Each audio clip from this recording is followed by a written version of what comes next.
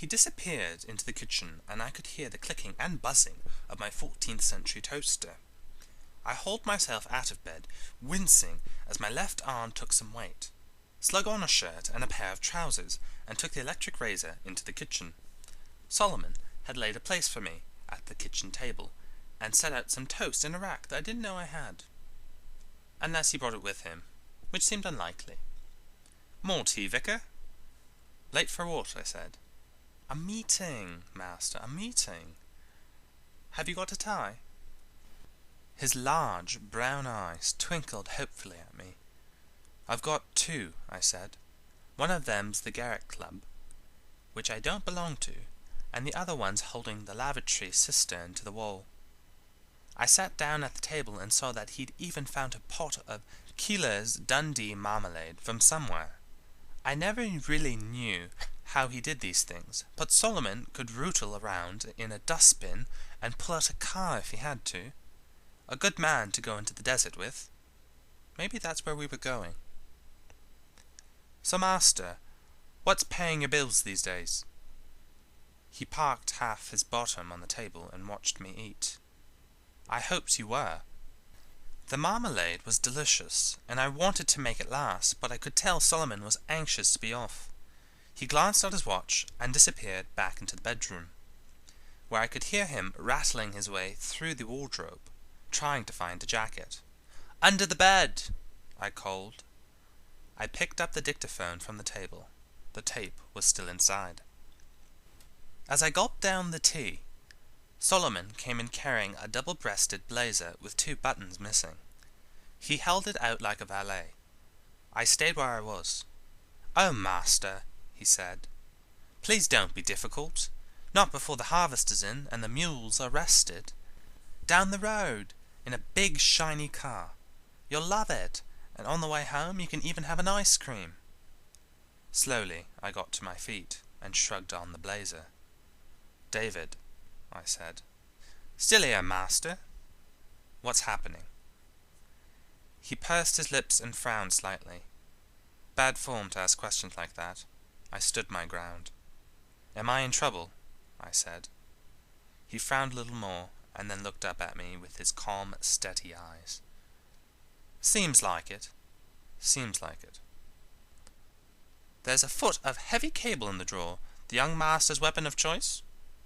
"So?" He gave me a small, polite smile. "Trouble for somebody?" "Come off it, David," I said. "I've had that for months. Been meaning to wire up 2 things that are very close to each other." "Yes. The receipts from 2 days ago, still in the bag." We looked at each other for a while. "Sorry, master," he said. "Black arts. Let's go." The car was a Rover, which meant it was official. Nobody drives these idiotically snobbish cars with their absurd bundles of wood and leather badly glued into every seam and crevice of the interior, unless they absolutely have to, and only the government and the board of Rover have to. I didn't want to interrupt Solomon as he drove, because he had a nervous relationship with cars, and didn't even like it if he switched on the radio. He wore driving gloves, a driving hat, driving glasses, and a driving expression, and he fed the wheel through his hands in the way everyone does until 4 seconds after they've passed their test. But as we trickled past Horse Guards Parade, more or less flirting with 25 miles an hour, I thought I'd risk it. Any chance of me knowing what I am supposed to have done? Solomon sucked his teeth and gripped the wheel even harder, concentrating furiously as we negotiated a particularly awkward stretch of wide, empty road. When he'd checked the speed, the revs, the fuel, the oil pressure, the temperature, the time, and his seatbelt, twice, he decided he could afford an answer. "What you are supposed to have done," he said, through clenched teeth, "is to stay good and noble, master, as you always were." We pulled into the courtyard behind the Ministry of Defence. "Haven't I done that?" I said. Bingo! Parking space. We've died and gone to heaven.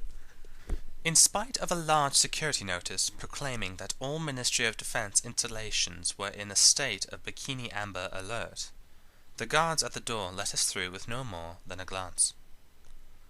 British security guards, I've noticed, always do this, unless you happen actually to work in the building they're guarding.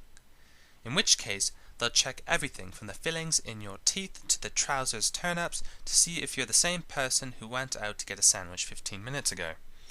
But if you're a strange face, they'll let you straight through, because frankly, it would just be too embarrassing to put you through any trouble. If you want a place guarded properly, hire Germans.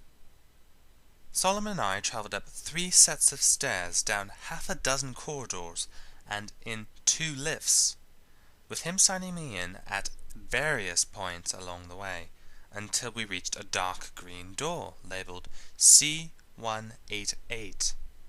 Solomon knocked, and we heard a woman's voice shout, "Wait!" Then, "OK."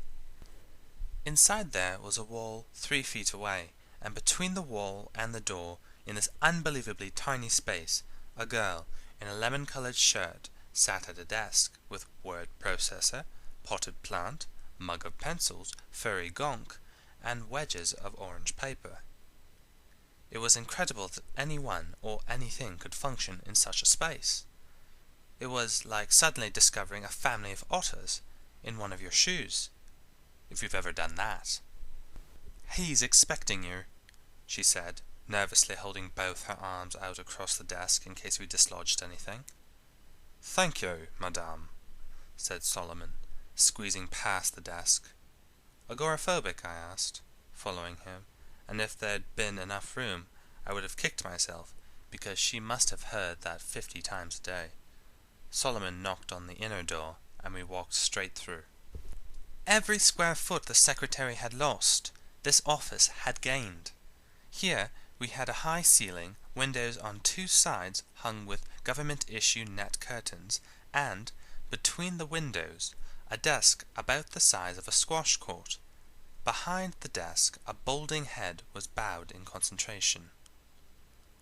Solomon headed for the central rows of the Persian carpet, and I took up a position just off his left shoulder. "Mr. O'Neill," said Solomon, "Lang for you." We waited. O'Neill, if that really was his name, which I doubted, looked like all men who sit behind large desks. People say that dog owners resemble their dogs, but I've always thought the same is true, if not truer, of desk owners and their desks. It was large, flat face, with large, flat ears, and plenty of useful places for keeping paper clips. Even his lack of any beard growth corresponded with the dazzling French polish. He was in expensive shirt sleeves, and I couldn't see a jacket anywhere. "I thought we said 9:30, said O'Neill without looking up or at his watch. The voice was not believable at all. It strained for patrician languor, and it missed it by a mile. It was tight and reedy, and in other circumstances I might have felt sorry for Mr. O'Neill, if that really was his name, which I doubted. "Traffic, I'm afraid," said Solomon. "Got here as fast as we could." Solomon looked out the window, as if to say he'd done his bit. O'Neill stared at him, glanced at him, and then went back to his performance of reading something important. Now that Solomon had delivered me safely, and there was no chance of getting him into any trouble, I decided it was time to assert myself a little. "Good morning, Mr. O'Neill," I said, in a stupidly loud voice. The sound bounced back from the distant walls.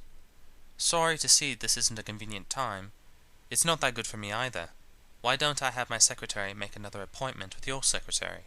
In fact, why don't our secretaries have lunch together? Really put the world to rights."